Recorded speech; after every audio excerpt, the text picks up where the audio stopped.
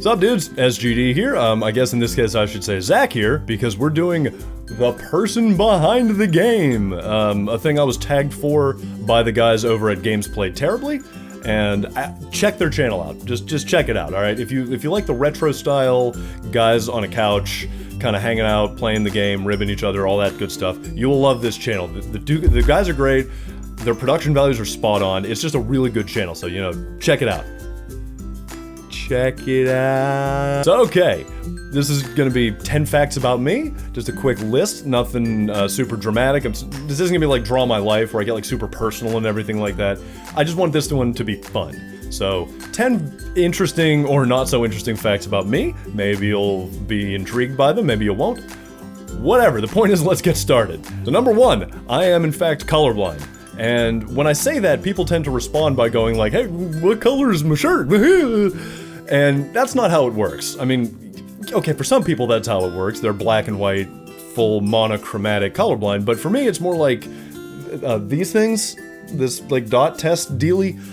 I guess there's like a number or something in that, but I can't see it. I got nothing. It's just a mess of goddamn dots. And actually, when I first took the test, my stepfather got mad at me because he thought I was fucking with the doctor and lying about the fact that I couldn't see what was in the dots. But nope, I got nothing. I was real grateful for Borderlands because they actually had a colorblind mode where it would, the weapons, you know, the weapons all have their own color, it would say what the color is and make the color a lot more vibrant. Number 2, I was a huge weightlifter for a long time. Actually, my old YouTube channel, my personal one, was mostly videos of me lifting. There wasn't a whole lot else on it, some videos of some other stuff, but mostly it was me lifting. I wasn't using it as a YouTuber channel at the time because I didn't realize that being a YouTuber was a thing. It was more like a repository for me to have my videos so I could track my workouts, link to them elsewhere, and whatever. I had to stop because I've mentioned medical issues before, but the reality is I have really bad nerve issues in my spine. Mostly my neck and my upper back. Took an MRI, and my whole neck was lit up. Like, they called it hyper-apparent abnormalities. So, I can't be too active right now. If I try to run or just bounce around too much, I get these horrible pins and needles, and I'm basically immobilized for a while. Not a lot of fun, but I'm gonna come back into it. Like, I'm gonna get back. It's just I can't right now. Number 3, I'm an audiophile. That one shouldn't come as a huge surprise, but, you know, I felt like explaining it a little bit more, because I've always been an audiophile. I'm over on, like, HeadFi. If you're a HeadFi member, you might see my name around here and there, like in the forums for the stuff I've mentioned. But it's always been, because I think audio is one of those things that is underrated to most people. It's underappreciated. You know, with as much music as we listen to and as often as we're dealing with audio, it's kind of crazy to me that people will do it with cheap headphones and low-quality MP3s and all that other stuff for something that, you know, is a significant portion of your day. So, you know, but for me, it's always been kind of at the forefront. I don't know, maybe it's because my eyes are shitty, so I was grateful for my ears, who knows. Number 4, I played sports in high school. That's not a surprise, but I was also in theater. Actually, since I was real little, I always did the school plays, and once I got into high school, I did like musicals, and I did just regular theater, and I even did a little bit of regional theater. It was always a lot of fun for me. I was really like, you know, whenever I say I like performing, I don't just mean I like being on camera for YouTube or Twitch whenever I stream. I mean I actually like on-stage performing. I feel very comfortable in that environment.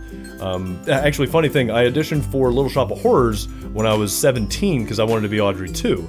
And at the time, my voice wasn't as big as it is now. So I obviously didn't get the part. Radio guy got it, and he was really good. But when I auditioned, I read some lines with the guy who auditioned for Seymour, and I actually sat down on the floor and sort of mimed being the plant, and that ended up getting me the role as the puppeteer, so I was inside the plant for the performance. It was really cool because I could like be in the show but also just kind of watch the show. You know, it was a lot of fun, and I didn't pursue it in college, and I really wish I had, because like I said, it's a lot of fun, but hey, hopefully this will sort of get me back into that sort of thing, I guess. Yeah? Number 5, I'm really big into body mods. I mean, like, yeah, you can see my tattoo on my arm. I've got that, I got that. I've got the kind of, it's a gargoyle head that's across my chest. and I've got my little 00 silicone pluggy things in my ears, but I've got a lot more that you can't see. You know, my chest is covered, both my sides have pieces on them, my back is covered, I'm working on my legs now. I've always found body modification fascinating. You know, and it bugs me whenever people say, you know, well, tattoos used to be all about rebellion, now everybody got them. You just get tattoos because everybody gets tattoos. It's like, well, no, I don't. And that's actually one of the reasons why my stuff is all inside my shirt, because it's for me. But it's the idea of being able to do whatever you want with yourself. It's my fucking body, I should be able to do whatever I want with it, right? You know, and I like that we're in a, day and age now where having visible tattoos and everything like that doesn't kill you for the job market. Or at least I really hope so.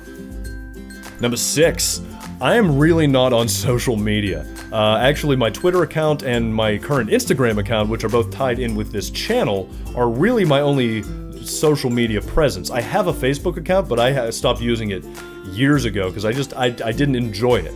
I don't have a personal Twitter, and never have. Never had a personal Instagram. I'm not on like Pinterest or Snapchat and all that other stuff. But you know, yeah, seriously, hit me on Twitter, man. Like, I really like talking with people. This creaky-ass old man sort of getting his sea legs, so, you know, whatever. Number 7, I'm not sure if this one really counts as trivia, but I felt like I should explain the name. All my handles online tended to have, like, Mr. or something, because I wanted them to sound like names, not just, like, titles or whatever else.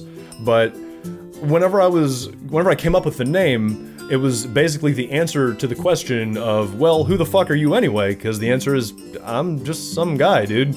Like, that was a sentence that I found myself saying a lot of the time. I'm just some guy, dude. And I said it enough times, I thought, you know what, that sounds like, I like that. Like, I'm some guy, dude. I didn't realize at the time, whenever I took it, that it could be very easily corrupted into some gay dude.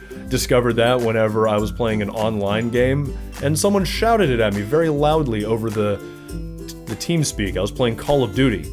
I learned not to do that again. Number 8. I wanted to be a political blogger when I was in college. I've mentioned before, I have degrees in political science and English writing. I don't mean major or minor, I don't mean dual major. I mean, they're actually two wholly separate, completely different tracks, degrees that I have. I thought I could be a writer in that field, and I actually had a blog that was fairly popular. For a while, like around the 2008 election and through about 2010, somewhere in that area, I was getting almost 1,000 unique hits per day.